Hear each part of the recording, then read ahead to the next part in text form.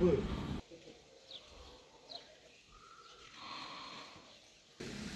O hareket. Bir bakış olabilir.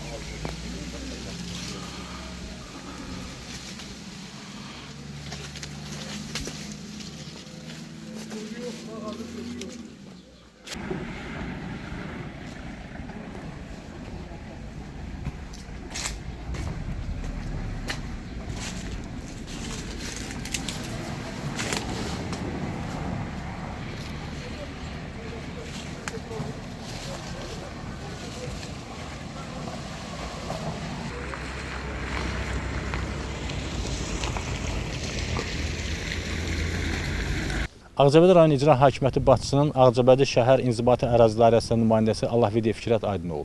Bəli, bildiyimiz kimi 13 maydan 14 maya keçən gecə Ağcabədi şəhərində güclü yağışların yağması və güclü küləyin əsməsi nəticəsində şəhər təsərrüfatına ziyan dəyibdir.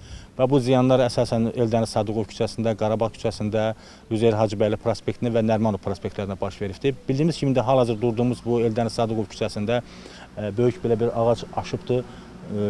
Qonşunun evin dam örtüyünə ziyan dəyibdir, qaz xəttinə, işıq xəttinə ziyan dəyibdir.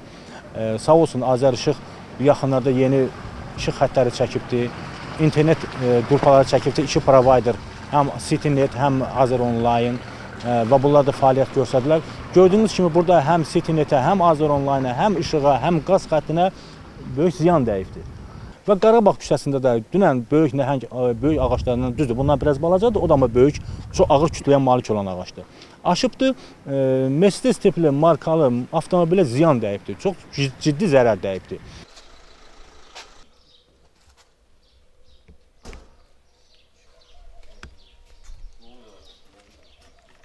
Mən Qurban Etibaroğlu. Hadisə dünən gecə oldu.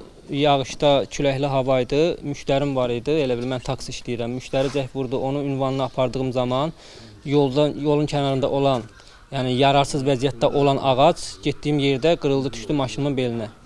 Allaha şükür olsun ki, heç bir xəsarət alanımız yoxdur. Ancaq düşünürəm ki, vaxtında ekologiya tərəfdən, yaşıllıq tərəfdən bu işlər görülsə, bu yararsız vəziyyətdə olan ağaclar təmizlənsə, budansa, yəni belə fəsadlarda, belə hadisələrdə olmaz.